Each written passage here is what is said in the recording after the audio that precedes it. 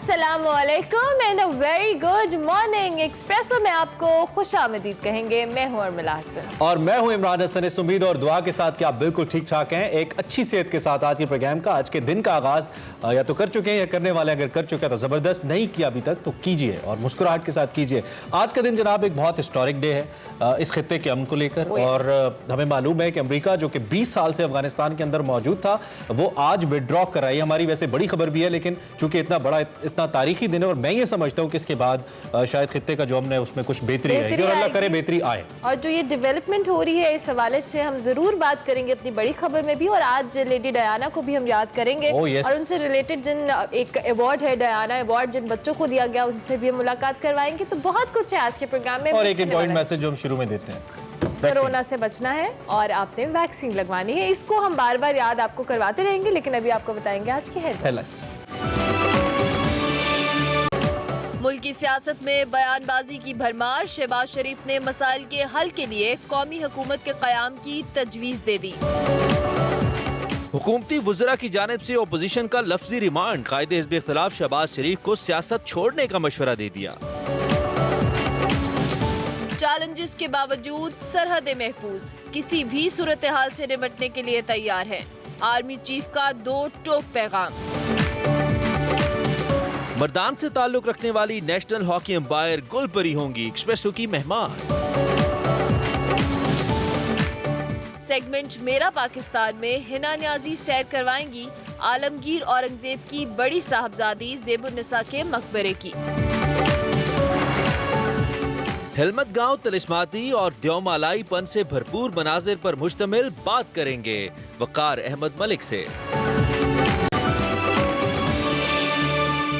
जी headlines आपने जानी, अब हम आपको बताएंगे आज की बड़ी खबर।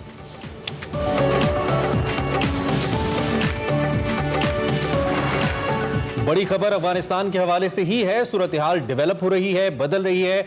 अमरीकी अफवाज दो दहाइयों तक अफगानिस्तान में रहने के बाद आज उनके मुकम्मल इनखला का दिन आ गया। कहना चाहिए कि आ गया वो दिन जिसका इंतजार था। अमरीकी फौजियों से इनखला से पहले काबुल एयरपोर्ट पर हजारों शहरियों को निकाल लिया गया है। तमाम इत्तेहादी मुल्कों ने भी अपनी अपनी फौजें अफगानिस्तान से निकाल ली और अफगानिस्तान से अमरीकी फौज की वापसी का दिन है, जिसके बाद अमरीका का अफगानिस्तान से मुकम्मल ऑपरेशन खत्म हो जाएगा। इससे पहले इनखला के मामले पर तालिबान ने वाज़ेह किया था कि अमेरिका और गैर मुल्की फौजों की 31 अगस्त तक की डेडलाइन रेड लाइन है, जिसमें किसी सूरत तौसी नहीं की जाएगी। अमेरिका ने भी मुकर्रर वक्त पर इनखला को यकीनी बनाने का ऐलान किया है। उधर तालिबान ने अमेरिका और दीगर मगरबी ममालिक से अपील की है कि वो इनखला के बाद सिफारती ताल्लुकात बरकरार रखे जाएं। और दूसरी जानिब हम अगर बरतानिया की बात करते हैं तो बरतानिया ने कहा है कि ऐसा सिर्फ उस वक्त हो सकता है जब इनखला के ख्वाहिशमंदों को महफूज रास्ता फराहम करें और तमाम इंसानी हुकूक का एहतराम करें। बिल्कुल, इसके साथ साथ बात करें अमेरिका और गैर मुल्की फौजों के इनखला के बाद अफगानिस्तान का मुस्तकबिल कैसा होगा, नया निज़ाम हुकूमत क्या होगा, तालिबान की जामी हुकूमत में खवातीन की नुमाइंदगी कितनी होगी, अफगानिस्तान की जो तामीर और तरक्की है उसका क्या स्ट्रैटेजी होगी, तालिबान का कलदम TTP और दाइश के साथ कैसा रवैया होगा और तालिबान के साथ आलमी ताकतें किस तरह का रवैया अपनाएंगी और पाकिस्तान की पॉलिसी इस हवाले से सबसे इंपॉर्टेंट है। इसी पर हम बात करेंगे। हमारे साथ मौजूद हैं ताहिर खान साहब, अखबार नमूदर हैं, सीनियर सहाफ़ी और तज्ज़ियाकार हैं और हमें इस वक्त ज्वाइन कर रहे हैं काबुल से। बहुत शुक्रिया ताहिर खान साहब कि आपने हमें ज्वाइन किया अर्ली इन द मॉर्निंग। आज बड़ा इंपॉर्टेंट दिन है और जिस हवाले से कई दिनों से हम बात कर रहे थे, अफगानिस्तान में जो एक मामला चला, तालिबान ने टेक ओवर किया, उसके बाद जो अब अमरीकी फौजों के इनखला का वक्त आ चुका है।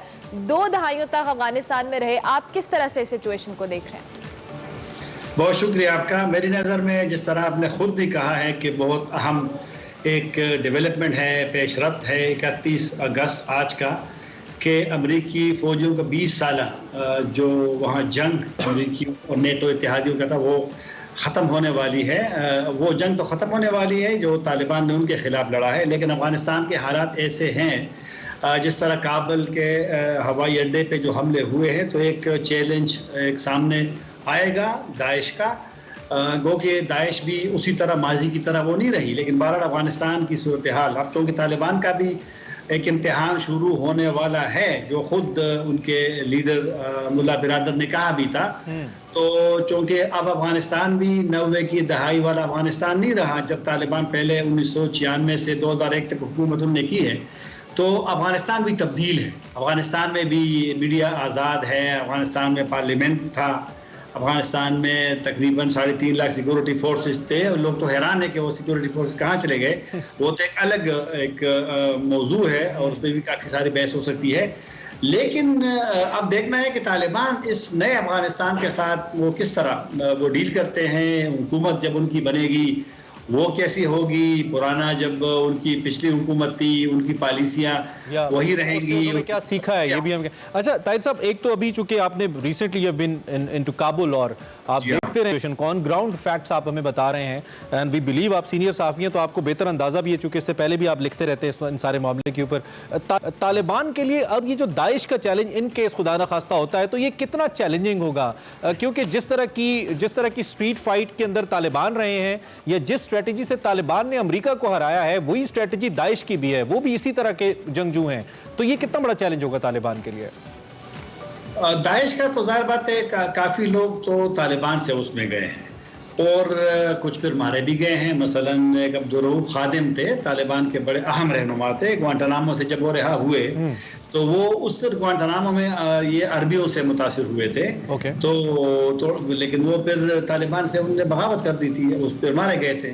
फिर जब सबसे पहले एक दाइश का यहाँ पर अफगानिस्तान में आया था, अब्दुर्रहीम मुस्लिम दोस्त नाम था उसका, जो कि बाद में दाइश में, हालांकि दाइश ने उसको तस्लीम नहीं किया था, उसको बाज़ाब्ता कोई वो हैसियत नहीं दी थी। बाज़ाब्ता हैसियत तालिबान दाइश को उस वक्त मिली जब हाफिज सईद खान जो TTP के और अगज़ई के अहम रहनुमा थे, वो जब उसमें शामिल हो गए। शाहिदुल्लाह शाहिद साबिक TTP के तर्जुमान हुआ करते थे, कुछ और लोग, तो कुछ यहाँ पाकिस्तानी उसमें गए। फिर अफगानिस्तान से जो उसमें शामिल हुए तो अक्सरियत तालिबान की थी, बल्कि एक मंसूर दादुल्ला बहुत अहम शख्सियत थी। ये दादुल्ला के भाई थे जो तालिबान के अहम कमांडर थे। तो वो उसमें उनके तकरीबन करीब हो गए थे दाइश के, वो भी तालिबान से लड़ाई में मारे गए। तो उनकी बड़ी लड़ाइयाँ हुई है और मेरे ख्याल में जो काबुल पे हमला हुआ है वो तो अमरीकी उसमें टारगेट हो गए, आम लोग भी मर गए। लेकिन ये तालिबान को भी एक मैसेज था, एक पैगाम था, क्योंकि इनकी लड़ाइयाँ हुई हैं। जिस तरह मैंने जिक्र किया, निंगरहार में भी हुए। निंगरहार असल में बुनियाद था दाइश का इस खित्ते में उनके यानी इमर्ज होने का। तो बहरहाल ये चलता रहेगा, क्योंकि अब तो दाइश के पास इलाके नहीं रहे ज़ेर कंट्रोल जिस तरह पहले हुआ करते थे। निंगरहार से शुरू होकर के कुछ पहाड़ों में छुपे हुए हैं, कुछ सरेंडर कर गए हैं, कुछ मारे गए हैं, लेकिन शहरों में उनका आना जो है वो खतरनाक और है। ऐसे इम्कानात मौजूद हैं काबुल जैसे आप ये मौजूद है, बिल्कुल मौजूद है। उनका कोई ना कोई सेटअप तो काबुल में भी है। ये देखो, हमला इतना आसान नहीं होता कि हमले के लिए लोगों को तैयार करना, फिर वो उसको सुसाइड जैकेट देना, उनको बम देना, उनको जगह पे पहुंचाना। और देखो ना, ये यहाँ पर अमरीकियों मार भी खा गए ना। फ्रेंच ने कहा था, फ्रांसीसियों ने, बरतानिया ने कहा था कि दाइश एयरपोर्ट में उनके लोग चले गए हैं, लेकिन तमाम की ये नाकामी हो गई के बावजूद इस वार्निंग के।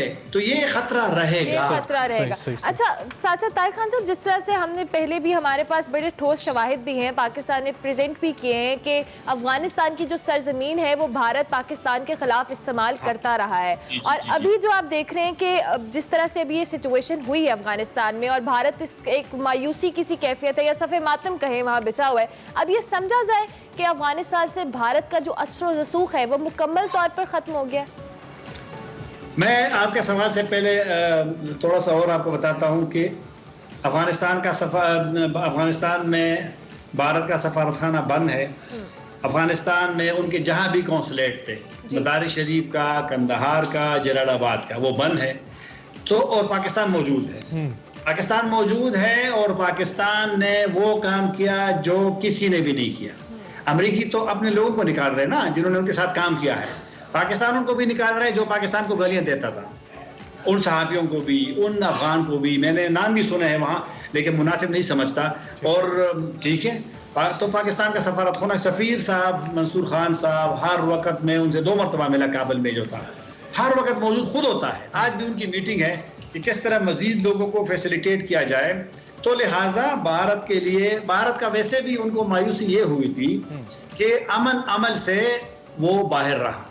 और रूस कितना करीब है उनका, रूस को मालूम था कि भारत का रोल नहीं बनता, और ममालिक से भी तो वो उसमें से पहुंचे से बाहर रहा। अब जाहिर बात है कि वो जो पाकिस्तान को एक सफारती भी, अब देखो ना, जो पाकिस्तान लोगों को निकाल रहा है, नेटो के लोगों को, तो पाकिस्तान की अप्रिसिएशन हो रही है, वो तनकीद भी हुई है। मेरे ख्याल में वो तनकीद वो बेजा है कि वो कौन आ रहा है कौन नहीं आ रहा। लेकिन अभी तक भी ताहिर साहब आपको मालूम है कि जो वेस्टर्न कम्युनिटी है वो पाकिस्तान की कुर्बानियों का इदराक वैसे नहीं करती है। आज भी हम बरतानिया यूरोपियन रेड लिस्ट के अंदर मौजूद हैं, आज भी हम FATF की ग्रे लिस्ट में मौजूद हैं, तो ये बड़ा अनफॉर्चुनेट है। खैर, ये जो हम सिफारती एक स्ट्रक्चर की बात करें, क्योंकि तालिबान एक तो उनको चैलेंज है कि अंदरूनी तौर पर हुकूमत बनाएं, फिर मुआशी जो मसाइल है उनके वहाँ पे उनको हल करें, उसके साथ साथ बैनुल अक़वामी दुनिया के अंदर अपने वजूद को तस्लीम करवाना भी एक बहुत बड़ा चैलेंज होगा एक हुकूमत के तौर पे। तो आप आने वाले वक्त के अंदर मुख्तलिफ तालिबान वफूद की रसाई देखते हैं मुख्तलिफ ममालिक तक कि वो जाके बात करें, या दुनिया जब तालिबान एक हुकूमत बना लेंगे सॉलिड तो आपको लगता है कि मान लेगी तालिबान की हुकूमत को? क्या लगता है आपको? देखो ना, दुनिया भी अब समझती है कि रूस कितना 2014 तक रूस सिरे से अफगानिस्तान के वो हम पे भी यकीन नहीं करता था। जब ये ट्राइका बनी थी तो चूंकि 2014 से ज्यादा फौजी चले गए थे, उस वक्त ये हम पे यकीन नहीं करते थे। लेकिन बाद में जब रूस को यकीन हुआ कि पाकिस्तान का रोल जो है, पाकिस्तान का किरदार जो है, वो उसको नजरअंदाज नहीं किया जा सकता, तो रूस खुद को खुद पाकिस्तान के करीब आ गया। और फिर इतना करीब हो गया है तो एक एतमाद का रिश्ता बन गया। ये जो आप कह रहे हैं ना शुरू में कि हुकूमत साजी में दूसरे को शामिल करना, मेरा नहीं ख्याल कि तालिबान अवाइल में शुरू में किसी और को साथ मिलाएंगे। अच्छा। क्योंकि मैं सियासी लीडरों को, और ये हमने सुना भी है तालिबान से, कल भी ज़बीउल्लाह मुजाहिद से जब मैं बात कर रहा था उसने ये कहा कि इस वक्त ये मौजूद नहीं रहा। इस तालिबान ज़ाहिर बात है अपनी टीम लाएंगे शुरू में। हाँ, जो इंक्लूसिव बड़ी इंपॉर्टेंट खबर दे रहे हैं आप। जो बात होती है ना वसील बुनियाद हुकूमत की, तो उसमें तालिबान के जो पेश नज़र है, जो उनसे हमारी मुलाकातें हुई है कि वो जो कौमें है, अक़वाम है, ताजिक है, उज़्बक है या दीगर जो अक़वाम है उनको, और जो माहिरीन है, प्रोफेशनल लोग हैं, मसलकी लोग हैं, उनको उसमें शामिल करना। लेकिन किसी स्टेज पे बाद में देखा जाएगा। लेकिन इस वक्त तो जो मुलाकातें हुई हैं अब्दुल्ला से, हिकमतयार से, करज़ई से, उसका हुकूमत से कोई ताल्लुक। बिल्कुल ठीक, बिल्कुल ठीक। राज साहब, थैंक यू सो मच। हम जब भी आपको मधु करते हैं आप तशरीफ लाते हैं, और कभी कभी नोटिस पे भी तशरीफ लाते हैं। बहुत शुक्रिया, आप हमारे साथ मौजूद थे और अपनी एक्सपर्ट ओपिनियन सीनियर सहाफ़ी ताहिर साहब हमारे साथ पहुंचा रहे थे। उन्होंने कहा कि सियासी शायद स्ट्रक्चर में तालिबान हुकूमत साजी में शामिल न करें, एक्सपर्ट्स को और मुख्तलिफ अक़वाम के नुमाइंदगान को शायद वो शामिल करें। लेटर ऑन सूरत हाल मुख्तलिफ हो सकती है, ताहम तालिबान के लिए चैलेंज मौजूद है। अभी हम ब्रेक लेंगे, ब्रेक के बाद हाजिर होंगे। आप देखते रहिए Expresso. Welcome back to Expresso. बात करें हम अफगानिस्तान की सूरत हाल के हवाले से, और जैसा कि आपको बताया कि आज आखिरी दिन है अफवाज के इनखिला का अफगानिस्तान से, और बहुत तारीखी दिन भी है चूँकि इस दिन को आने में बड़ा वक्त लगा। और अभी इसके बाद क्या सूरत हाल डेवलप हो रही है अफगानिस्तान से, तो हम तजिया ले ही रहे थे और माहिरीन से जान ही रहे थे। इस वक्त हमें बिलाल लाखानी ज्वाइन कर रहे हैं फ्राम वाशिंगटन DC। आपको मालूम है हमारे तजिया कार इंटरनेशनल अफेयर्स के ऊपर गहरी निगाह रखते हैं और इस मामले को भी बहुत कीनली ऑब्जर्व करें, तो हमने ज़रूरी समझा कि हम इस पॉइंट ऑफ टाइम के ऊपर भी, इस हिस्टोरिकल डे के ऊपर भी बिलाल का तजिया प्रोग्राम में शामिल करें। Bilal, welcome and thank you very much for joining us early in the morning. ये जो सूरत हाल इस वक्त डेवलप हो रही है, आज लास्ट डे है, ऑब्वियसली पहला सवाल मेरा यही होगा कि अमेरिका में आज का दिन कैसे देखा जा रहा है? DC के लिए आज का दिन कितना इंपॉर्टेंट है, कितना सिग्निफिकेंट है आने वाले वक्त को लेकर? बिल्कुल, एक गहरा सदमा है इधर, एक शॉक है अमेरिका के अंदर कि कैसे जो दुनिया का वाहिद सुपर पावर है उसने शिकस्त खाई। एक कुछ केवमैन है, आप कह सकते हैं कि ये लोग बिल्कुल ही ऑर्गेनाइज नहीं थे। इन लोगों ने कैसे दुनिया की इतने बड़े सुपर पावर को शिकस्त करा दी, इसके ऊपर एक बहुत गहरा सदमा है। लेकिन जो सबसे ज्यादा संजीदा जो बात है वो जो 13 अमेरिकन फौजी हैं जो एक आईसिस के खुदकुश हमलावर के थ्रू जो है जिनकी डेथ हुई है, उसके ऊपर भी बहुत सदमा है और गुस्सा है कि कैसे पिछले 18 महीने में एक भी अमेरिकन फौजी की डेथ नहीं हुई थी, क्योंकि जो पीस डील साइन हुई थी तालिबान और ट्रंप एडमिनिस्ट्रेशन ने, उसकी वजह से कोई डेथ नहीं हुई थी। उसके बाद ये पहली बार है कि इतना बड़ा अमेरिकन लॉस ऑफ लाइफ हुआ है।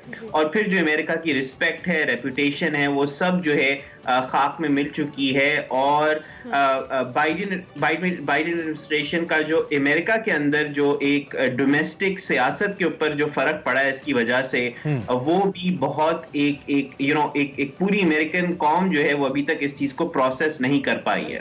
स्टेट ऑफ शॉक है। ठीक हो गया बिलाल। साथ साथ अगर हम बात करें अफगानिस्तान से अमरीकी अफवाज के इनखला के हवाले से, तो उसके बाद यहाँ पर रूस और चाइना ट्विंस बहुत ज्यादा बढ़ेगा और ये एक्सपेक्टेड है। लेकिन आपको क्या लगता है अमेरिका का क्या रद्द-ए-अमल, क्या रिएक्शन हो सकता है अगर चाइना और रूस का जो इन्फ्लुएंस है वो ज्यादा होता है? तो तो अमेरिका अभी ये कह रही है कि भाई हम तो अफगानिस्तान से निकल ही इसलिए रहे हैं ताकि हम चाइना, जो हमारा असल एक राइवल है, हम उसके खिलाफ अपनी रिसोर्सेज को डेडिकेट कर सकें। तो अफगानिस्तान अब वो ये स्पिन दे रहे हैं कि अफगानिस्तान जो है वो तो एक ऐसा मसला है जो कोई भी सॉल्व नहीं कर सकता, तो अब ये हमारा मसला नहीं है। अब जो लोग उनके करीब करीब हैं, चाइना है, पाकिस्तान है, रशिया है, ईरान है, अब ये उनका मसला है, अब ये वो संभाले। तो अब जो है वो ये कह रहे हैं कि भाई ठीक है, हमें कोई मसला नहीं है अगर चाइना और रशिया इन्वॉल्व हों, क्योंकि एज लॉन्ग एज ये अब हमारा मसला नहीं हो तो हमें कोई टेंशन नहीं है इस चीज की। मतलब अमेरिका इस हद तक जो है वो डिसएंगेज कर रहा है। और असल बात यह है कि ओरिजिनली उनको विड्रॉ आज नहीं करना था, उनको 9/11 पे उन्होंने बोला था कि 9/11 की जो 20वीं एनिवर्सरी होगी उस पे हम लोग विड्रॉ करेंगे। फिर उन्होंने जब रियलाइज करा कि यार तालिबान जो है वो तो उसके पहले ही शायद पावर ले ले, तो उन्होंने अगस्त 31 कर दिया ताकि ऐसा नहीं लगे 9/11 की 20वीं एनिवर्सरी के ऊपर कि जिनको वो शिकस्त देने गए थे, जिन तालिबान को शिकस्त देने गए थे अफगानिस्तान में, उन्हीं से वो शिकस्त खा के 9/11 पे वापस आ गए।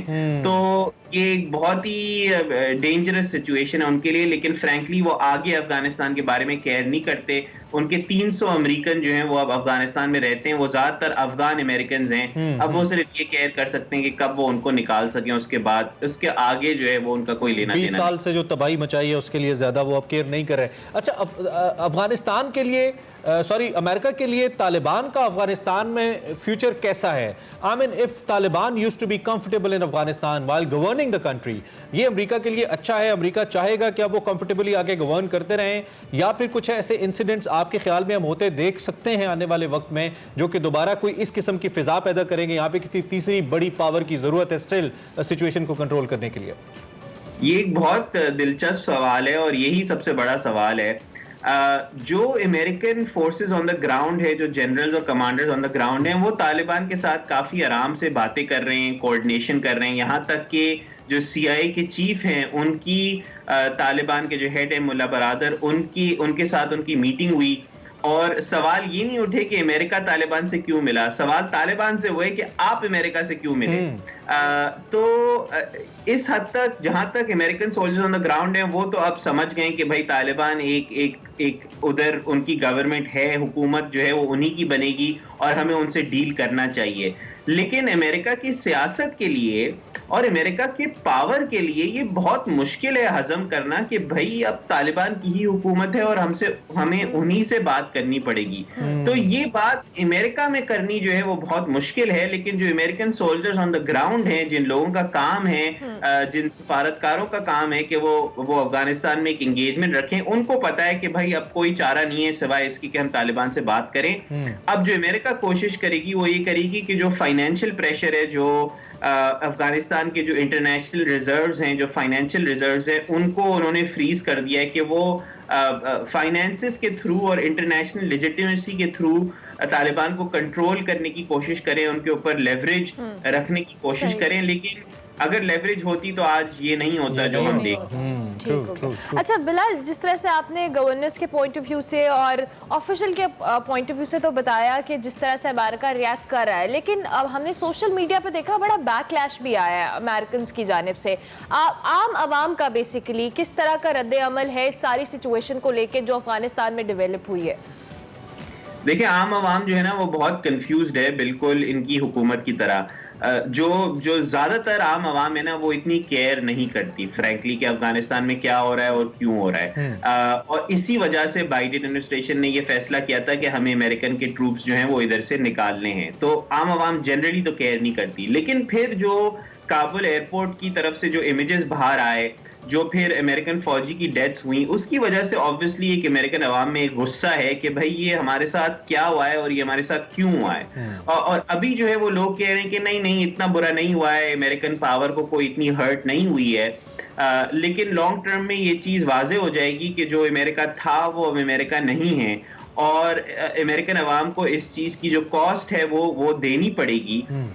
और एक गुस्सा जो है वो पाया जाता है कि भाई ये हमारे साथ क्यों हो रहा है और कैसे ये इतनी बुरी तरीके से प्लानिंग करी। लास्ट बताओ दलीस, जो बाइडन के हवाले से मैं आपसे, यहाँ वो बहुत ज्यादा तनकीद की जद में हैं, तनकीद की जद में रहे हैं, खासतौर पे it's a war of perception as we से।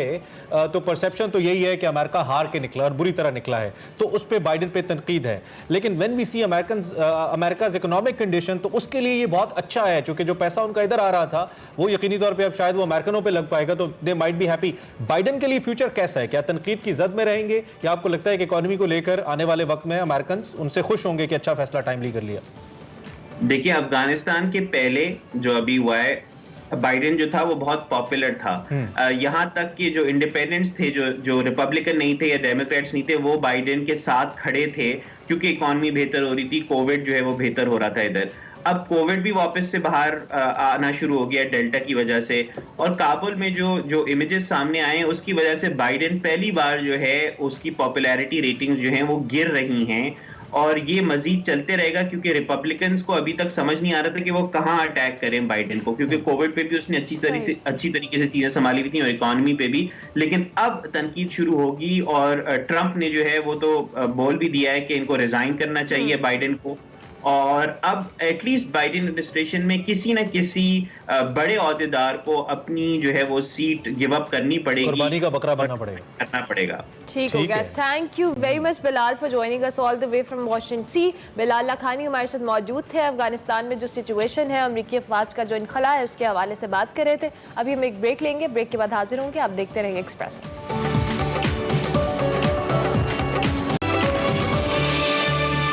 Welcome back to Expresso. अब आपकी मुलाकात हम एक ऐसी खिलाड़ी से करवाने वाले हैं जो कि क्रिकेट, वॉलीबॉल, फुटबॉल, हॉकी और मार्शल आर्ट की गेम खेल चुकी हैं, मगर उन्होंने हॉकी का इंतखाब किया और पाकिस्तान समेत दुनिया भर में हॉकी खेल रही है, और नेशनल फीमेल हॉकी एम्पायर भी हैं। उनका ताल्लुक खैबर पख्तूनख्वा मैदान से है, और वो अब्दुल वली खान यूनिवर्सिटी में ख़वातीन की स्पोर्ट्स कोच के तौर पर काम भी कर रही हैं और कई खेलों की ट्रेनिंग भी दे रही हैं। उन्होंने जो फिजिकल एजुकेशन है, स्पोर्ट्स में मास्टर डिग्री भी कर रखी है, और उनकी ख्वाहिश थी कि वो अपनी एक स्पोर्ट्स अकेडमी बनाए, लेकिन ये उनका ख्वाब जो है फंड्स की कमी के बायस अभी तक पूरा नहीं हो सका। क्या प्लान्स है, इसी हवाले से हम बात करेंगे। हमारे साथ गुलपरी नेशनल हॉकी प्लेयर है, बात भी करेंगे, एग्जैक्टली रेफरी भी हैं, उनको वेलकम करेंगे। बहुत शुक्रिया गुलपरी कि आपने हमें एक्सप्रेसो में ज्वाइन किया। लेकिन सबसे पहले हम आपसे जानना चाहेंगे कि आपने इतने सारे स्पोर्ट खेले, लेकिन आपने हॉकी का इंतखाब क्यों किया? जी अस्सलाम वालेकुम। पहले तो आप लोगों का बहुत बहुत शुक्रिया जो मुझे आप लोगों ने इतना टाइम दे दिया ताकि मैं अपने ख्यालात का इज़हार कर सकूं। आपके सवाल की तरफ आती हूँ कि मैंने हॉकी की क्यों वो सिलेक्शन किया है, तो मेरे ख्याल से ये जो मेरा माइंड है कि ये एक हर कोई नहीं खेल सकता ये हॉकी, तो इस वजह से मैं इसकी तरफ आई हूँ, और हॉकी बस मेरा एक जुनून है, इस वजह से मुझे That's really great। तो अभी तक अगर मैं अपने जानने देखने वालों के लिए ये आपसे पूछना चाहूँ कि आपने अब तक क्या क्या अचीव किया है, या आपकी अब तक की अचीवमेंट्स क्या है हॉकी को लेकर, तो आप हमें क्या बताएंगे गुलपरी? जी सर, मैं 2008 से खेल रही हूँ कॉलेज टाइम से, तो उसमें मैंने सारे गेम खेले हुए। उसमें 2009 में मैंने जो सोबॉल है, मैंने आपको पहले भी बताया था कि उसके हम चैंपियन है जो मेके पीके की तरफ से, उसमें सेलेक्ट हो गई थी, तो वो हमने पूरे पाकिस्तान में वो हमने जीता था 2009 में। और सर बाकी मैंने जितने भी गेम्स खेले उसमें जो बेस्ट मेरी जा रही है वो हॉकी और फिर उसके बाद क्रिकेट है, लेकिन हॉकी के साथ क्योंकि मेरा एक जुनून का रिश्ता है, तो इसमें मैंने नेशनल तो सारे खेले हुए, और अभी मैं उसमें नेशनल अंपायर भी हूँ। अच्छा। लेकिन गेम का जो मुझे जो बेनिफिट्स है वो ये कि आज मैं अब्दुल वली खान यूनिवर्सिटी में एज अ फीमेल कोच काम कर रही हूँ। ये तो बताएं कि आप जिस तरह से आप एम्पायरिंग भी कर रही हैं, तो आपने ट्रेनिंग जो है एम्पायरिंग की पाकिस्तान से ही ली, और क्या आपकी ट्रेनिंग इस लेवल की है कि आप इंटरनेशनली भी इसको अपना सकें? जी सर, मैंने अभी जो लीग हुआ था अंडर 18 का, तो उसमें मैंने फाइनल खेला है, तो उसमें मैं फाइनल में अंपायर थी। और उसके बाद जो नेशनल हुआ था उसमें मैं रिजर्व अंपायर थी, तो सर मैं यही रिक्वेस्ट करूंगी कि अगर हमें मौका दिया जाए तो बैनुल-अक़वामी जो सतह पे हम इंशाल्लाह और भी आगे जाएंगे अगर ये लोग हमें ट्रेनिंग कराएंगे। मैं इसी जानिब आ रहा था, ये जो आपने मौके की बात की है, एक तो खैबर पख्तूनख्वा बड़ा एक रिच सूबा है, बड़ा फर्टाइल है टैलेंट को लेकर, बहुत सारे स्पोर्ट्स के हवाले से ख़ास तौर पे। तो खैबर पख्तूनख्वा की जो ख़वातीन हैं उनमें आप कितना टैलेंट देखती हैं? और अगर मैं सहूलियात के हवाले से भी आपसे पूछूं कि क्या सहूलियात यहाँ पे आपके पास हैं खेलने के लिए, तो इस हवाले से भी हमें बताइए। सर ये आपने बहुत अच्छा क्वेश्चन किया है सर। हमारे KPK में बहुत टैलेंट है, ये मतलब इसमें कोई शक नहीं है, लेकिन सर उस टैलेंट का कोई फ़ायदा ही नहीं है आज के दौर में, क्योंकि सर कोई फैसिलिटी नहीं है यहाँ पे, ना ग्राउंड्स की, ना मैं मतलब अगर मैं ट्रेनिंग की बात करूँ तो कोई फैसिलिटी नहीं है। इस वजह से जो KPK के फीमेल्स है वो थोड़े पीछे है। लेकिन मैं जब भी टीम को लेके गई हूँ या हम खुद गए मैडम गुलनार के साथ जो हमारे कॉलेज में डायरेक्टर स्पोर्ट्स थी, जब हम उनके साथ जाते थे तो बगैर ट्रेनिंग के हम गए सर। मुझे सर ये 10-11 सालों में मुझे याद ही नहीं है कि हमारा कोई कैंप लगा हुआ हो सर। मैं ये समझती हूँ कि अगर हम ट्रेनिंग के बगैर वापडा आर्मी इन लोगों के साथ खेल सकते हैं तो सर अगर हमें ट्रेनिंग दिया जाए, प्रॉपर ट्रेनिंग दिया जाए तो इंशाल्लाह सर मुझे फिर नहीं लगता कि कोई भी हमें रोक सकेगा जब हम फिर पाकिस्तान टीम में अपनी जगह बनाएंगे। जबरदस्त। अच्छा गुल भाई ये भी बताइएगा, पाकिस्तान में अगर हम खवातीन के हवाले से या लड़कियों के हवाले से बात करें तो हॉकी के हवाले से आप उनका मुस्तकबिल किस तरह से देखती हैं? अगर इस तरह के हालात रहे, क्योंकि हमारे दौर में हमें जो लगा है मतलब हमसे कमजोर लड़कियां पाकिस्तान टीम में सर, जितना मेरा एक्सपीरियंस हुआ है हमसे कमजोर लड़कियां उसमें। अच्छा। लेकिन सर इंशाल्लाह अभी जो PHF वालों ने कोशिश जारी की है कि इंशाल्लाह जो टैलेंटेड प्लेयर है वो सामने आ जाए, तो अगर इस तरह ये कोशिश जारी रखे तो पाकिस्तान की जो हॉकी टीम है वुमेन की, तो वो किसी से कम नहीं रहेगी सर। राइट। अच्छा, एक तो बात सही कह रही है कि अगर विमेन हॉकी टीम के ऊपर इन्वेस्ट किया जाए वक्त के साथ तो बहुत बेहतरी आ सकती है। आपका एक ख्वाब भी था एकेडमी बनाने का कि आपकी अपनी एकेडमी हो जिसमें आप लोगों को ट्रेन करें, खुद भी प्रैक्टिस करें उसको लेकर, वो ख्वाब अभी तक पूरा नहीं हुआ। अगर कोई अथॉरिटी आपको देख रही हो, कोई साहिब इख्तियार शख्सियत आपको देख रही हो, क्या कहना चाहेंगे अपने इस ख्वाब को लेकर? बहुत पहले से एक मेरा माइंड बना हुआ था कि मैं इंशाल्लाह स्पोर्ट्स एकेडमी बनाऊंगी। अभी भी मैंने उसमें जो मतलब 50% उसमें जो काम था वो मैंने पूरा कर दिया है, लेकिन हमारा जो प्रॉपर ट्रेनिंग है और हमारा जो प्रॉपर उसमें ओपनिंग है वो अभी तक नहीं हुआ है सर, क्योंकि कोरोना की वजह से हालात भी खराब थे, अभी वो कॉलेज भी बंद है सर। लेकिन उसमें जो मेरे साथ जो सबसे बड़ा मसला है वो ये कि स्पोर्ट्स आइटम की है, मतलब गेम के सामान मेरे पास नहीं है। सही। तो जो हमारा मैं अपने KPK का जो DG स्पोर्ट्स है असफंदियार खटक साहब, जो मर्दान का DSO साहब है अफजार, उनसे मैं ये गुजारिश करूँगी कि आप लोग आके इस अकेडमी को आप फैसिलिटेट करें सर, ताकि जो हमारा जो प्रॉपर ट्रेनिंग है वो हम जारी रख सके। ठीक है। इन दी एंड एक तो ये कि हमें बहुत फ़ख्र है कि आप हमारे साथ मौजूद हैं। कोई मैसेज जो आपको यंगस्टर्स, खासतौर पे लड़कियां जो स्पोर्ट्स को खेलना चाहती हैं, आगे आना चाहती हैं, एनीथिंग, कुछ भी आप कहना चाहें हमारे प्लेटफॉर्म को इस्तेमाल करते हुए? सर इसमें मैं सबसे बड़ी बात जो कहूँगी वो इत्मीनान की है, और अगर घर वाले उन लोगों को सपोर्ट कर रहे तो बिल्कुल वो आ सकते हैं सर। मैं अपनी मिसाल दूंगी इसमें कि घर के बगैर तो कोई भी नहीं आगे आ सकता। मैं अगर वालिदैन की बात करूं तो वो मुझे सपोर्ट कर रहे हैं, खासकर मेरा बड़ा भाई जो है मुराद खान। अच्छा। वो मुझे इस फील्ड में बहुत सपोर्ट कर रहा है, लेकिन हमारे पास जो ये गवर्नमेंट की हमें वो नहीं है ना। अगर मैं यूनिवर्सिटी की बात करूं या मैं डिस्ट्रिक्ट लेवल पे बात करूं या मैं के लेवल पे बात करूं तो सपोर्ट नहीं कर रहा सर। अगर सपोर्ट होगा तभी ये लड़कियां आ जाएगी और इंशाल्लाह अपने इलाके का, सूबे का और मुल्क का नाम रोशन करेंगे। जबरदस्त। थैंक यू वेरी मच गुलपरी कि आपने हमें ज्वाइन किया, और जिस तरह से आप कह रही हैं कि अभी आप सपोर्ट के बगैर इतना सब कुछ कर रही हैं, तो अगर आपको गवर्नमेंट की जानिब से सपोर्ट हो तो फिर तो आप माशाल्लाह आप जैसी बहुत सारी खवातीन हैं वो आगे आ सकती हैं। गुलपरी हमारे साथ मौजूद थी। अभी हम एक ब्रेक लेंगे, ब्रेक के बाद हाजिर होंगे। आप देखते रहिए Express. Welcome back to Expresso. जैसे कि हम आपको पहले भी बता चुके हैं और वकार अहमद मलिक जो है आजकल वादी नीलम में मौजूद हैं और हमारे लिए सफ़र शर्त का एक नया सीज़न लेकर आ रहे हैं और उसी की रिकॉर्डिंग के हवाले से वो वहाँ पे घूम फिर भी रहे हैं और साथ साथ हमें अपडेट भी किए हुए हैं कि जब तक हमें फाइनल एपिसोड जाएंगे उससे पहले उनकी जो इस वक्त एक्टिविटी है वादी नीलम में वो जानते हैं। वकार भाई, thank you so much and good morning. आप इस वक्त कहाँ पर मौजूद हैं और कैसा जा रहा है अब तक का आपका सफ़र? वेरी गुड मॉर्निंग अरमला एंड इमरान। बात यह है कि इस वक्त मैं हेलमत गांव में हूँ। अब बहुत ही कदीम गांव है और जब आप यहाँ पे आते हैं जैसे ही मतलब नीलम वैली में सफ़र करते हुए, ये वो गांव है जहाँ पे आपको अचानक आके एहसास होता है जैसे वक्त जो है वो मुंजमद हो गया है और बिल्कुल ऐसे है जैसे सदियाँ जो हैं वो मुकम्मल तौर पे ठहर गई हैं और आपको आपका पहनावा जो है बहुत अजीब लगता है। आपको ऐसे लगता है जैसे आपने ये क्या पहनावा पहना हुआ है। आपको ऐसे लगता है जैसे आपको टाइम मशीन जो है वो बहुत पीछे ले गई है। इतनी खूबसूरत कदामत जो है, इसकी एक एक इमारत जो है उससे कदामत छलकती है और वो कदामत भी इतनी खूबसूरत कदामत। आर्किटेक्चर बहुत ज़बरदस्त है, लकड़ी का काम बहुत अच्छा है, खामोशी है, सुबह का वक्त है और इस वक्त एक पाकीज़ा और ख़ूबसूरत सुबह की जो किरणें हैं वो पहाड़ों से, यानी अभी जो है वो सूरज तलू हो रहा है तो बहुत तेज़ रोशनी है, बहुत ही खूबसूरत रोशनी है और यहाँ पे बहुत ही सादा, बहुत ही खूबसूरत, बहुत ही मिलनसार किस्म के लोग रहते हैं। बच्चे जो हैं इधर खेलते रहते हैं और जब भी मैं समझता हूँ कि हमारे जो सयाह हैं उनको हेलमत आएँ तो हेलमत को इस पूरे हेलमत को ज़रूर एक फ़ील करें, यानी सिर्फ बगैर रुके हुए ना जाएं बल्कि इन लोगों से मुलाकात करें।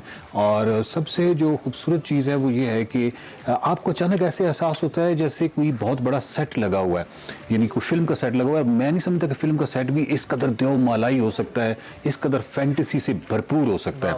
और यकीन कीजिए कि बहुत बड़ा टाइम शिफ्ट जो है उसका एक बहुत बड़ा एक्सपीरियंस है ये और हर किसी टूरिस्ट को ये जरूर करना चाहिए हेलमत गांव। और मुझे ऐसा लग रहा है कि मैं तारड़ साहब का कोई नॉवेल पढ़ रहा हूँ। यकीन जानिए जिस तरह का नक्शा आपने खींचा है बहुत ही जबरदस्त।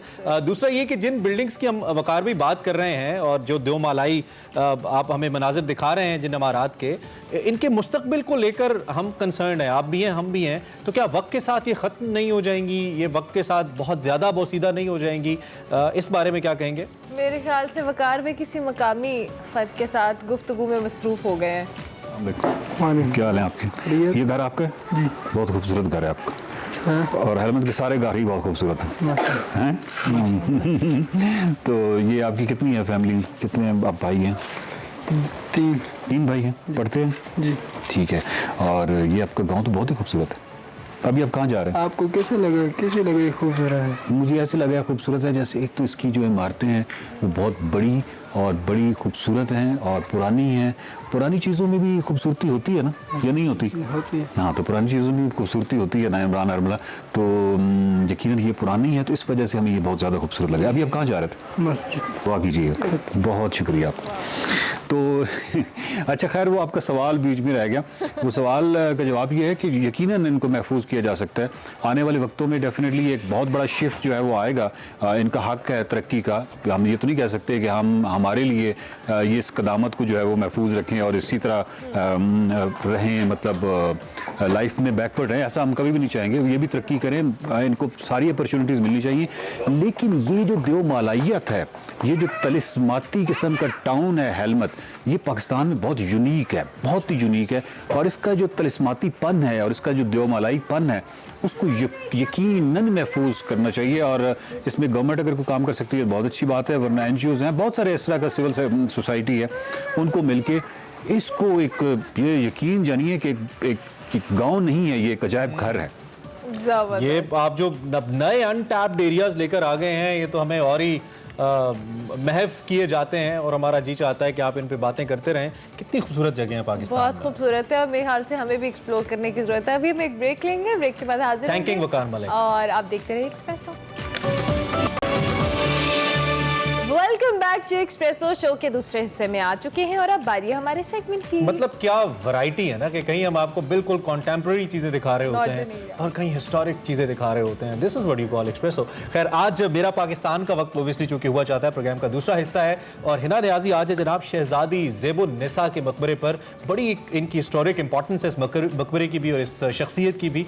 सो मेरे ख्याल में बगैर किसी तवक्कुफ के मेरा पाकिस्तान।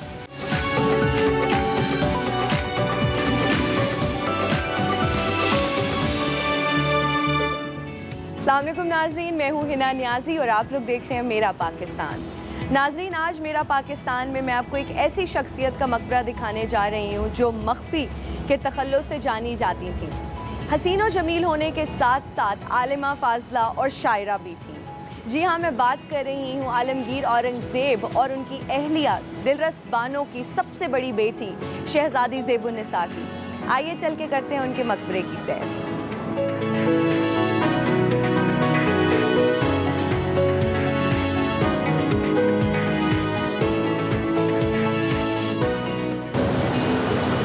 हमें deputy director archaeology department Atiqur Rahman साहब ने ज्वाइन किया। उनसे बात करते हैं और जानते हैं इस मकबरे की हिस्ट्री क्या है। अस्सलाम वालेकुम सर, गुड मॉर्निंग, कैसे हैं आप? How are you? खैरियत से हैं? Thank you sir. सबसे पहले तो हमें ये बताइए कि ज़ेबुन्निसा कैसी तबीयत की मालिक थी, वो कितनी ज़हीन थी और औरंगज़ेब के किन फैसलों में उन्होंने उनकी मदद की? जी, ज़ेबुन्निसा औरंगज़ेब की सबसे बड़ी साहबजादी थी और वो इल्म व फजीलत में एक महारत रखती थी। वो बैक वक्त वो फ़ारसी अरबी के ऊपर उनको अबूर हासिल था।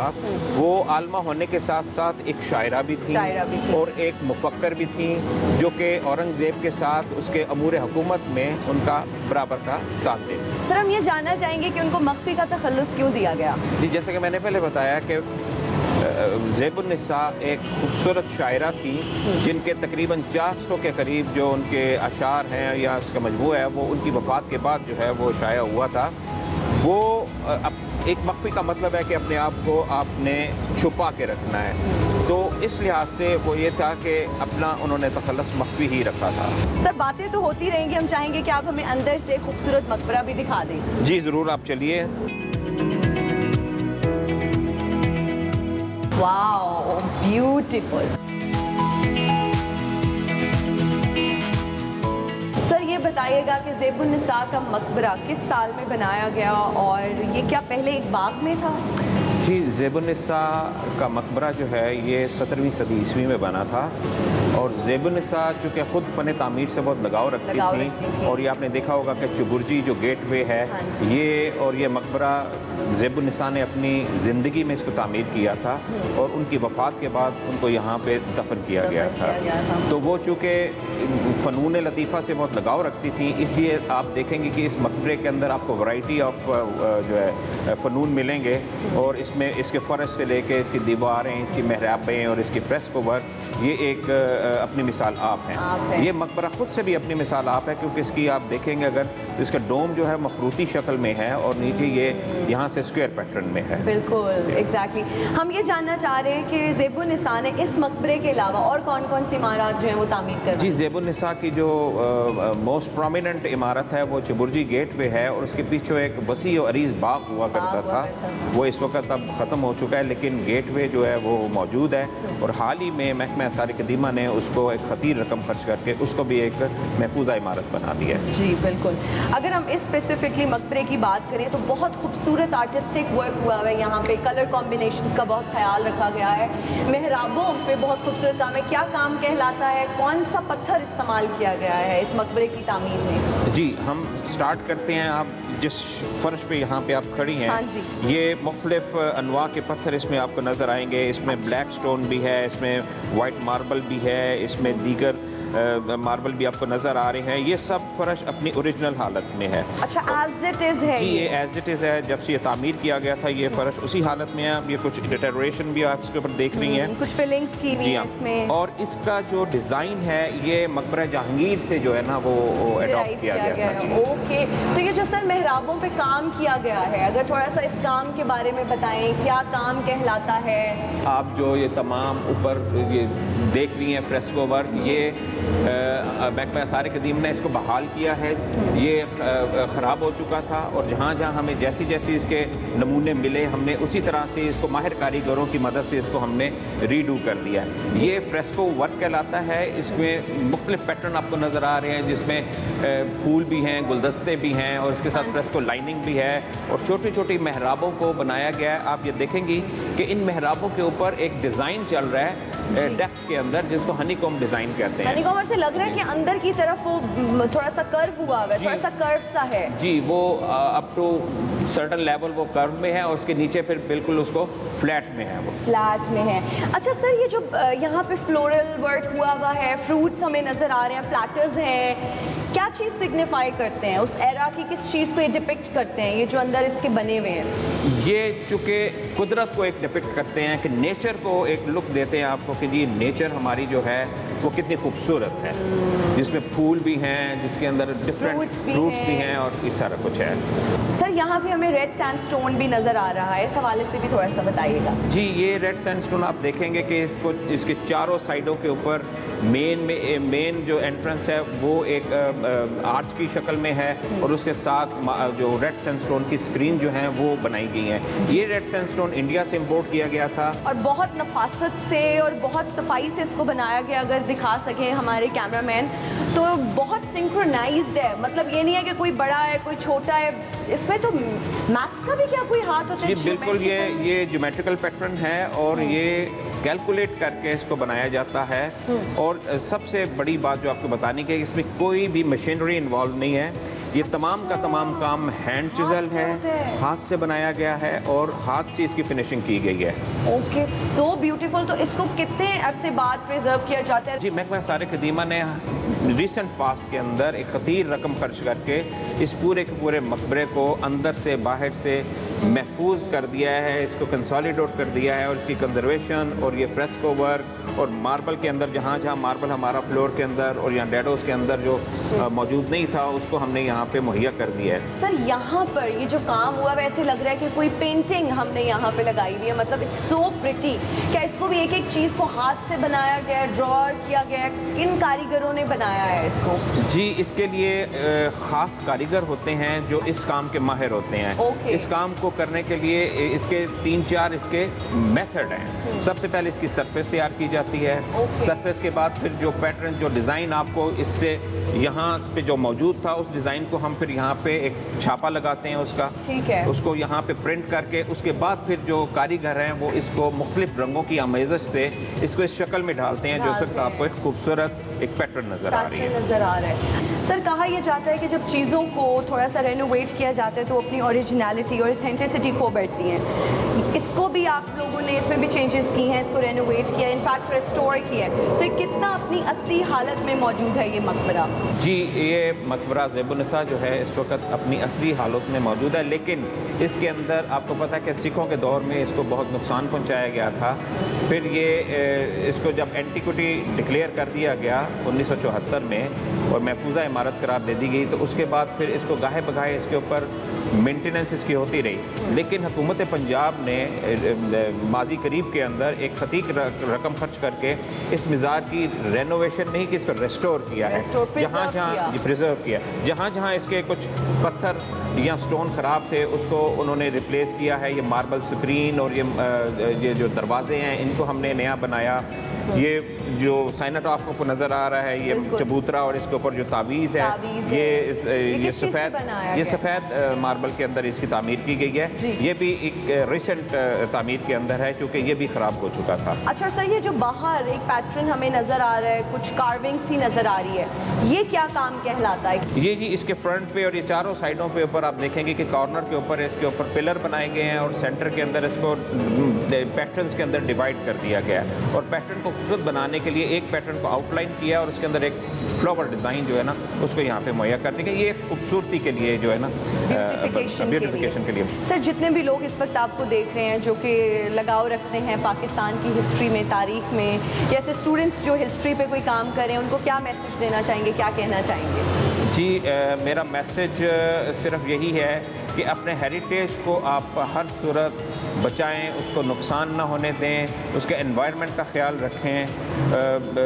अगर आप किसी आर्कियोलॉजिकल साइट पे जाते हैं तो आप जो गन वगैरह और रैपर है वो ना फेंकें, कहीं ग्रेफिटी ना करें। ये बहुत अनफॉर्चुनेट है कि हमारी बहुत सारी तारीखी इमारत की दीवारों के ऊपर लोग अपना नाम, टेलीफोन नंबर लिख देते हैं, शायरी कर देते हैं, जो कि उनके लिए तो एक कल्पी सुकून हो सकता है फॉर अ मोमेंट, लेकिन हमारे लिए वो बहुत ज़्यादा नुकसान होता है, जिससे इमारत को भी नुकसान पहुँचता है और जब उस उसकी क्लीनिंग करेंगे तो वो फिर उसकी ओरिजिनलिटी जो है वो खो देती है। बहुत शुक्रिया अतीकुर रहमान साहब आपके कीमती वक्त का। अब बात करते हैं कुछ बचपन में पढ़ाई गई कहानियों की परी के बारे में, जिसका दिल उसके चेहरे से भी ज्यादा साफ, शफाफ और इंसानियत से मामूर होता। बरतानिया की शहजादी लेडी डायना एक ऐसी ही अफसानवी शहजादी हैं और इसका एक अमली नमूना है जिन्हें न सिर्फ दुनिया में बल्कि हर जगह पे न सिर्फ उनके अपने मुल्क में बल्कि दुनिया में हर जगह दिलों की मलिका कहा जाता है। आज इस सरअंगेज शख्सियत की मालिका लेडी डायना की 24वीं बरसी मनाई जा रही है। बिल्कुल, सिर्फ बेहद हसीन होने या अपनी दौलत और अमारत या वली अहद बरतानिया शहजादा चार्ल्स से ब्याह जाने की बिना पर नहीं, बल्कि दुखी इंसानियत के लिए उनकी खदमात पर दुनिया उनकी मोतरफ है और आज भी बेहद ताज़ीम करती है। 29 जुलाई 1981 को बरतानिया के वली अहद शहजादा चार्ल्स के साथ रिश्ता इज़्दिवाज में मुंसलिक हुई। उनकी शादी को फेरी टेल मैरिज करार दिया गया और दुनिया भर में करोड़ों लोगों ने उनकी शादी की तकरीब देखी। इसके बाद लेडी डायना 2 बच्चों शहजादा चार्ल्स और शहजादा हैरी की मां बनी और शहजादी डायना ने शाही खानदान का फर्द होने के नाते फलाही कामों का आगाज करके एक मुनफरिद किरदार भी निभाया। बिल्कुल, बेघर अफराद की बात कर लें, बेसहारा बच्चों का जिक्र हो, नशे का शिकार अफराद और HIV एड्स में मुब्तला अफराद, उन्होंने हर किस्म के अफराद के लिए यादगार खिदमत सर अंजाम दी। डायना ने एड्स के मरीजों के साथ हाथ मिलाकर दुनिया को बरताए हैरत में डाल दिया और उन्हें अपने ख्यालात बदलने पर मजबूर किया। एड्स के खिलाफ मुहिम के अलावा बैनुल अक़वामी सतह पर बारूदी सुरंगों पर पाबंदी की मुहिम को फ़ौक़ियत देना भी उनका एक अहम कदम था। हम अगर बारूदी सुरंगों की बात करें तो उसका निशाना खास तौर पर जंगज़दा इलाकों के बच्चे थे। बारूदी सुरंगों पर पाबंदी के लिए लेडी डायना की मुहिम और ओटावा मुआहिदा उनके फलाही तौर पर याद रखे जाने वाले बेशुमार कारनामों में से एक है। डायना ने अपनी मौत से पहले तक जिज़ाम के मरीजों के लिए भी काम किया। उन्होंने दुनिया को बताया कि ये वो बीमारियां हैं जो छूने से नहीं फैलती। लेडी डायना ने 1995 और 1997 में इमरान खान, जो मौजूदा वज़ीर आज़म पाकिस्तान है, उनकी साबिका अहलिया जमाइमा खान की दावत पर पाकिस्तान का दौरा किया और शौकत खानम अस्पताल के लिए फंड रेजिंग में भी हिस्सा लिया। बिल्कुल, लेडी डायना के हवाले से आपको बताएं तो 31 अगस्त 1997 को पेरिस में एक कार हादसे के नतीजे में दुनिया से चल बसी। और लेडी डायना की शख्सियत के हवाले से बात करें, उनकी पुरकशिश शख्सियत की बात और उनकी फलाही खदमात हो, वो हमेशा याद रखी जाएगी। क्या ज़बरदस्त शख्सियत थी जब हम उनके बारे में बात करते हैं। और मैं तो एक इस तलिस्माती शख्सियत के बारे में, अच्छा एक तो इनके काम बड़े ज़बरदस्त थे, फिर दिखती इतनी खूबसूरत थी कि इंसान खो ही जाता है। और आपको पता है एक सिलसिला जारी है डायना अवार्ड का और दुनिया भर में तकरीबन 50,000 ऐसे यंग लोग हैं जो कि इस सारे सिलसिले के तहत जिनको अवार्ड्स दिए गए हैं। और डायना अवार्ड उन लोगों को दिया जाता है जो बड़ा ही ज़बरदस्त काम करते हैं, सेल्फलेस होकर सोशल वर्क करते हैं, बिल्कुल लेडी डायना की तरह। हमारे साथ इस वक्त ईमान जवाद मौजूद हैं जो कि एक ऐसी शख्सियत है, she is the youngest one two grab this award Pakistan के अंदर। और इनके मुताबिक आपको बताएंगे जी अब तक 1200 गारमेंट्स से तकसीम कर चुकी हैं तकरीबन 700 मरीजों के अंदर और सेल्फलेस होकर ऐसी सोशल सर्विस कर रही हैं जैसी डायना करती है। इस वक्त हमारे साथ ईमान जवाद मौजूद हैं, उनको वेलकम भी करेंगे। ईमान, बहुत शुक्रिया कि आपने हमें ज्वाइन किया। सबसे पहले तो हमें इस अवार्ड के हवाले से बताएं कि आपने ये डिस्ट्रीब्यूट तो किए गारमेंट्स, लेकिन ओवरऑल इस अवार्ड को मिलने का क्राइटेरिया क्या था और आपने कितना अरसे से आप ये सोशल वर्क कर रही हैं? बेसिकली डायना अवार्ड एक ऐसा वाहिद अवार्ड है जो कि all around the world young लोगों को जो कि एज 9 to 25 होते हैं उनको दिया जाता है। और इसका एक क्राइटेरिया ये है कि इस अवार्ड के लिए आप खुद अप्लाई नहीं कर सकते। ये एक ऐसा वाहिद अवार्ड है which you do not work forward to. It is given in recognition for your work. और nominators from all around the world वो different nominations करते हैं, different लोगों के name nominate करते हैं और फिर as soon as they get their nominations, इनका judging panel आपको एक judging criteria पे judge करके on different impacts, your social impact, your vision, your criteria on inspiration, उस पे judge करके आपको ये award देते हैं। और मेरा जो प्रोजेक्ट था वो मैं तकरीबन 3-4 साल से कर रही हूँ अब तो, क्योंकि ये मैंने स्टार्ट किया था with my mother who's a doctor. I used to accompany her as a child and there I used to see that burn patients coming in और उनको वो इलाज नहीं दिया जाता था बल्कि क्योंकि वो अफोर्डिंग नहीं होते थे और उनके पास वो वसाइल मौजूद नहीं थे ये जो कंप्रेशन गारमेंट्स हैं खरीदने के लिए। कंप्रेशन गारमेंट्स जो हैं वो एक स्पेशल टाइप ऑफ फैब्रिक से बने होते हैं और वो आपके पोस्ट बर्न ट्रीटमेंट में पेशेंट्स को ट्रीट करते हैं जिसमें वो स्किन रिजेनरेशन और स्किन रिहैबिलिटेशन के लिए हेल्प करते हैं। अमेजिंग अमेजिंग ईमान। अच्छा, मैं ये भी आपसे पूछना चाहूँगा कि आपने बताया कि ये चीज़ आपके अंदर पैदा कैसे हुई, because you are so young, इतने यंग एज के अंदर ऐसी कौन सी चीज़ है जिसने ड्राइव किया आपके इस जज्बे को और आप सोशल वर्क करना शुरू हुए? So basically what inspired me to undertake my social work was basically the words of my father. He's always telling us about how we should be and we should contribute to the betterment of this world, to the betterment of the society. And he always used to tell us कि आपने सिर्फ पढ़ाई को excel नहीं करना, सिर्फ education को ही नहीं excel करना, बल्कि if you have come in this world, you have to leave it as a better place than you inherited before.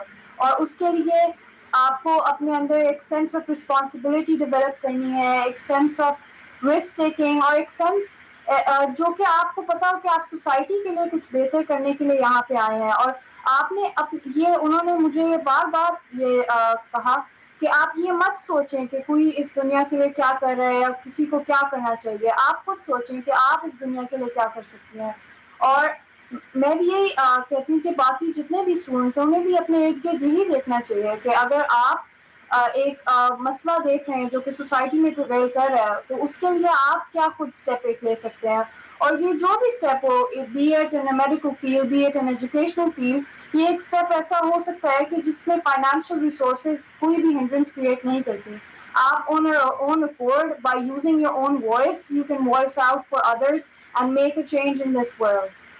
ईमान, एक तो आप इतनी छोटी सी हैं और इतनी एक लुक्स भी आपकी बड़ी स्कॉलर्स टाइप है माशाल्लाह। अल्लाह करे कि जो आपके प्लान्स हैं उनमें आप जरूर कामयाब हो। मैं चाहूंगा जो आप जैसी यंगस्टर्स हैं, एज अमला सेड, आपके एज फेलोज आपको देख रहे हैं इस वक्त इस प्लेटफॉर्म से, कुछ उन्हें कहना चाहें अपने हवाले से, अपने तजर्बे के हवाले से?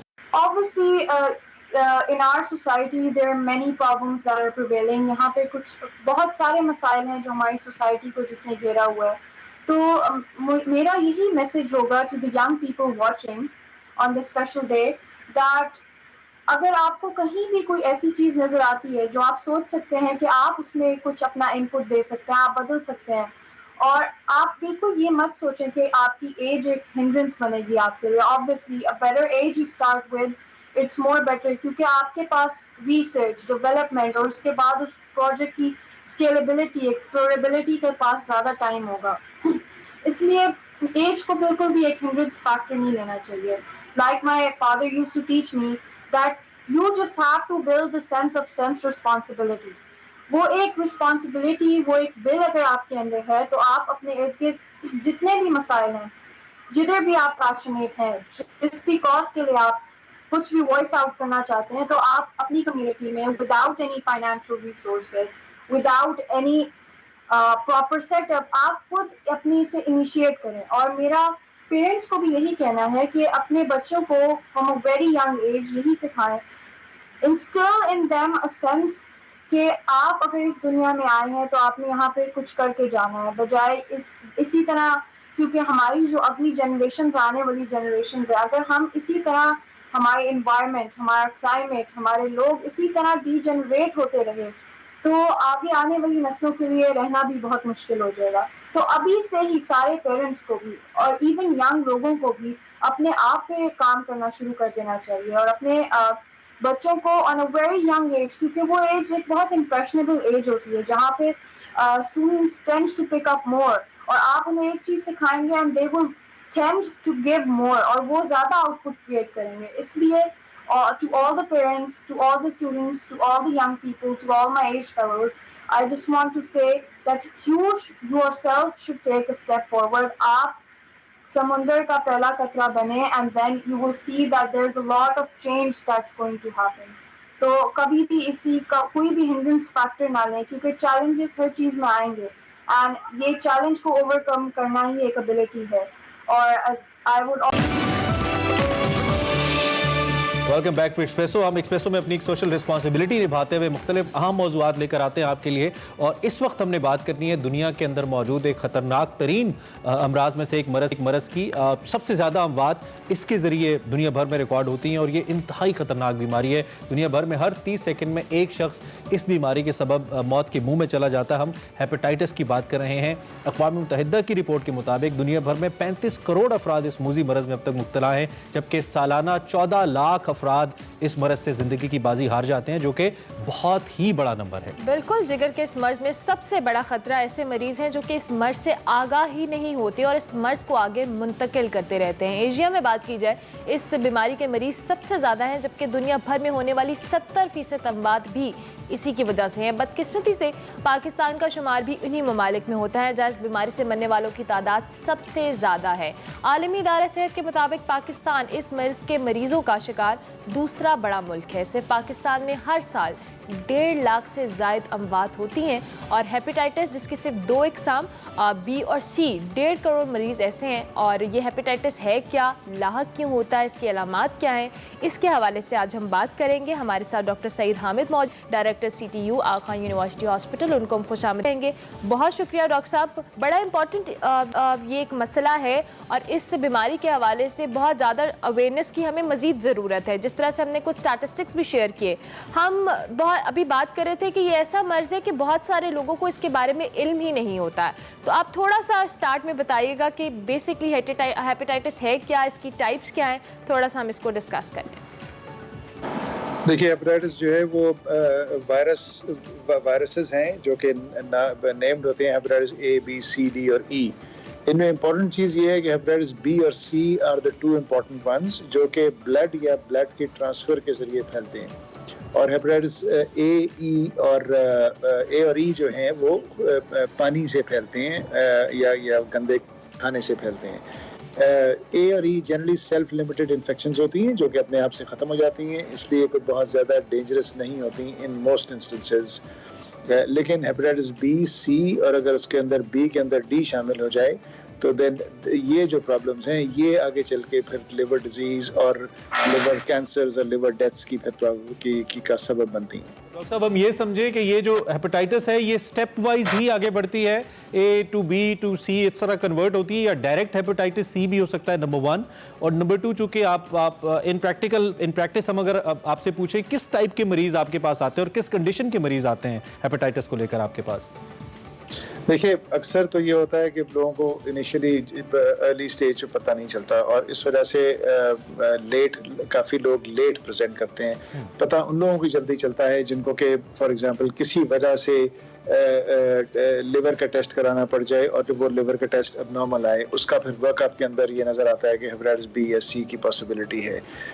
अक्सर मरीज़, क्योंकि these are silent infections in general, जब तक कि ये किसी सीरियस कंडीशन तक ना पहुंच जाए, तो इसलिए जो मैक्सिमम पेशेंट्स जो आते हैं वो उस वक्त आते हैं जबकि इस इन्फेक्शन से काफ़ी डैमेज ऑलरेडी हो चुका होता है लिवर के अंदर, इवन टू द एक्सटेंट के कुछ लोग तो लिवर कैंसर के साथ प्रेजेंट करते हैं। जी, मैं डॉक्टर साहब ये पूछना चाह रहा था कि फिर इसमें क्या एक सेहतमंद मरीज को भी अपना मुआयना करवाते रहना है ताकि ये उस स्टेज पे पहुंचने से पहले, और मुआयना किस किस्म का होना चाहिए अगर एक सेहतमंद मरीज भी कराए, या एक सर्टन एज ग्रुप आप रिकमेंड करते हैं बीइंग डॉक्टर के, उसके बाद आप लाजमी एग्जामिन करवाएं अपने जिगर को?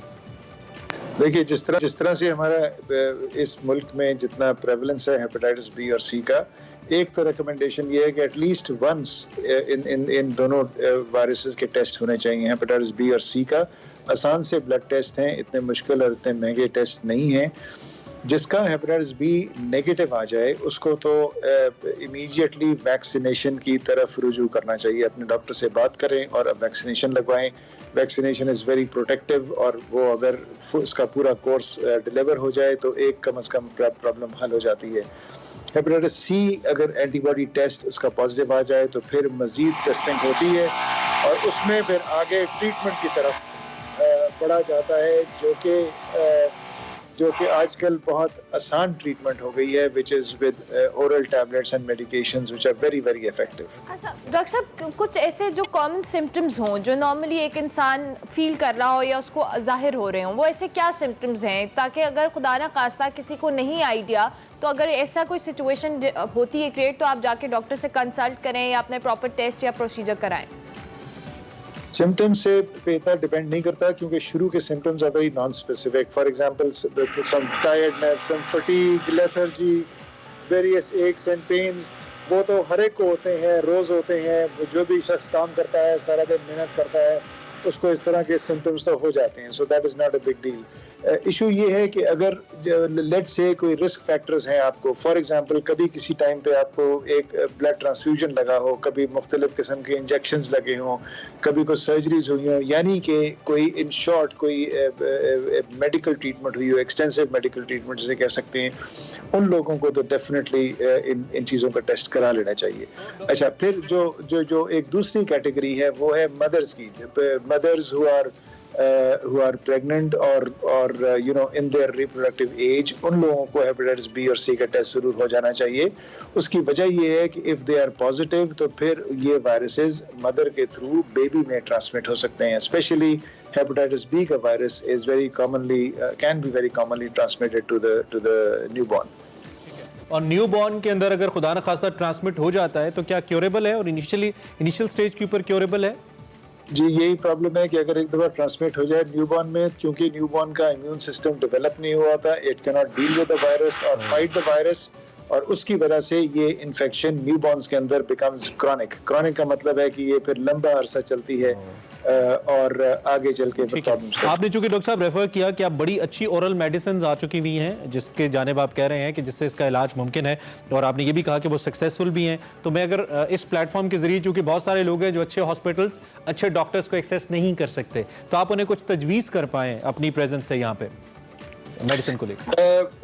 बहुत सारे लोग इसलिए भी डरते हैं अपने टेस्ट कराते हुए कि अगर खुदा ना खास्ता पॉजिटिव निकला है तो फिर क्या करेंगे, जो कि बिल्कुल एक गलत बात है। बिकॉज खास तौर पे हेपेटाइटिस सी अब इतना इजीली ट्रीटेबल इन्फेक्शन है कि उससे बिल्कुल कोई डरने या घबराने की जरूरत नहीं है। किसी ज़माने में इंटरफ्रॉन के इंजेक्शंस लगते थे जो कि जिनके बहुत साइड इफेक्ट्स होते थे, मरीज परेशान होते थे, वो एक फ़र्क बात थी। अब टोटली डिफरेंट बात है। ओरल टैबलेट्स हैं, दिन में 1 या 2 टैबलेट्स लेनी पड़ती हैं और 3 महीने का कोर्स है with minimal side effects and approximately. जी देखिए, हमारे मुल्क में इस वक्त दुनिया में तकरीबन सबसे सस्ता इलाज मौजूद है इन दवाइयों के साथ। सो it is affordable for many people, और 95% 90% प्लस इसका सक्सेस रेट है for a cure. So ठीक है, thank you very much doctor साहब, बहुत शुक्रिया कि आपने इस इम्पोर्टेंट इशू के ऊपर बात की। ऑब्वियसली हेपेटाइटिस के हवाले से और ये डॉक्टर साहब आप चूंकि इस वक्त काम कर भी रहे हैं, तो मैं चाहता हूं कि अगर आप कुछ एहतियातें लाइफस्टाइल को लेकर भी इन दी एंड, अगर आप जो हमारा लाइफस्टाइल है, चूंकि एक बड़ा जिम्मेदार है लाइफस्टाइल हमारा, कोलेस्ट्रॉल बढ़ जाना, heart diseases, blood pressure, so is our liver, तो आप कुछ तजवीज़ देना चाहें हमारे लाइफस्टाइल को लेकर कि उसमें क्या चेंजेस हैं जो हेल्प आउट कर सकती हैं कि हेपेटाइटिस ना हो हमें? अगर हेपेटाइटिस ए और ई की बात करें तो साफ सुथरा पानी और साफ सुथरा खाना, those are the 2 most important elements जो कि हमारी लाइफस्टाइल में होने चाहिए। हम बाहर खाने के बहुत आदी हो गए हैं और कुछ पता नहीं चलता कि हम क्या खा रहे हैं, तो वो बहुत ज़रूरी है। जहाँ तक हेपेटाइटिस बी और सी और डी का ताल्लुक है, वो जैसे मैंने को पहले बताया कि इट इज़ थ्रू नीडल्स और इंजेक्शंस और blood transfusions. Always make sure कि जब भी इस तरह की कोई मेडिकल केयर हो, that is performed in one of the in the best possible facility available to you, जहाँ पे नीडल्स रीयूज ना हो रही हो, जहाँ पे सिरिंजेस रीयूज ना हो रही हो, जहाँ पे अगर ब्लड ट्रांसफ्यूजन होनी है तो वो पूरी तरह से टेस्टेड हो। This is your right to ask कि ब्लड ट्रांसफ्यूजन जो मुझे दी जा रही है तो पूरी तरह टेस्टेड है कि नहीं। इसी तरह dentists and other people in general medical care which deals with sharp instruments and so on and so forth, you have to be careful कि वो बिल्कुल properly sterilized और disinfected। और इसमें डॉक्टर साहब हमारी जो अथॉरिटीज़ हैं, हुकूमत है, इसका भी कोई रोल बनता है? क्योंकि आपको मालूम है हम अपनी स्ट्रीट्स के ऊपर, फुटपाथों के ऊपर, हमारे पाकिस्तान का कल्चर है, हम देखते हैं तो डेंटिस्ट लोग बैठे होते हैं और गलियों के अंदर जो है ना वो इस किस्म के क्लिनिक्स खुले हुए हैं जिनके बारे में it's really hard to make sure कि ये जो हिफ्ज़ान सेहत के उसूल है उसके मुताबिक काम करें। तो डू यू थिंक कि अथॉरिटीज़ का इसके अंदर रोल है? अगर है तो क्या है? जी बिल्कुल है, अथॉरिटीज़ का रेगुलेटरी रोल बहुत ज़्यादा है, particularly for the prevention of infection and transmission of infection. जैसे मैंने आपको बताया कि ज़्यादातर इस वक्त हमारे मुल्क में मेडिकल प्रैक्टिस के थ्रू अनफॉर्चुनेटली ये इन्फेक्शन फैलती है। मेडिकल प्रैक्टिस को रेगुलेट करना जो है वो गवर्नमेंट का काम है। For example use of single injection syringes जो कि अब शुरू हो रही हैं हमारे मुल्क में या हो चुकी हैं, मेकिंग श्योर के ब्लड ट्रांसफ्यूजन सेफ हो और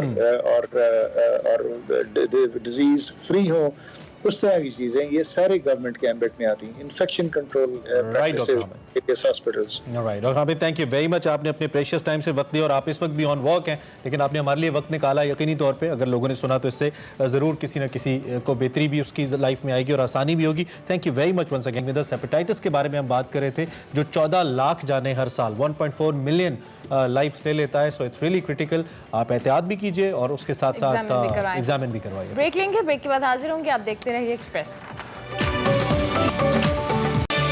एक्सप्रेसो में आपको एक बार फिर से खुशामदीद। अब हमारी जो बारी है वो एक्सरसाइज की है। एक्सरसाइज करेंगे और आप ये सिर्फ वर्चुअल एक्सरसाइज करें तो भाई सही है ना, ठीक है। खुशी हमारे साथ है। खुशी, वेलकम, कैसी हैं आप? Thank you Urmila. आज मैं आपको अपर बॉडी की और कोर की एक्सरसाइज बताऊंगी, जिसमें विल डू 3 to 4 एक्सरसाइजेज। थोड़ी डिफिकल्ट होंगी, it's going to be bit intense and bit difficult. तो ऑल्टरनेट एक्सरसाइजेज भी आपको इसमें बताऊंगी कि आप इजी वे में कैसे कर सकते हैं। So we just need a pair of dumbbell for beginners. आपने लाइट वेट लेना है एंड फॉर इंटरमीडिएट आप 5 kg के साथ ईजिली कर सकते हैं। If we want to do higher repetition, we can use lighter weights. First exercise is chest presses with core. V hold. As you press up, breathe out. Leg straight. For beginners, they can bend or they can put their feet down as well. And as you press up, you exhale. Second exercise is on the ground as well. So it's going to be lateral. Bend. Sorry, these dumbbells are a bit bigger, heavier. Breathe in, breathe out. Knee tucks with lateral raises.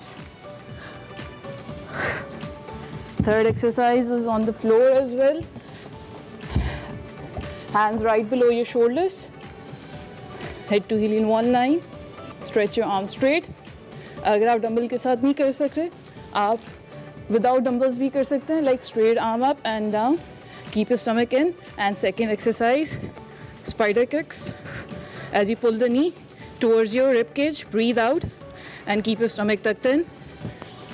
These are 3 exercises you have to perform at home. आप ये 25 to 30 reps कर सकते हैं 3 to 4 rounds easily घर पे। ये उनके लिए है, ये बिगनर्स के लिए नहीं है। बिगनर्स वाले जो हैं वो नीज पे कर सकते हैं, put their feet down as well. So 25 to 30 reps and 3 to 4 sets. So try this at home. I'll see you guys soon. Take care. अच्छा, मुझे ऐसा लगा खुशी ने कहा डोंट ट्राई दिस।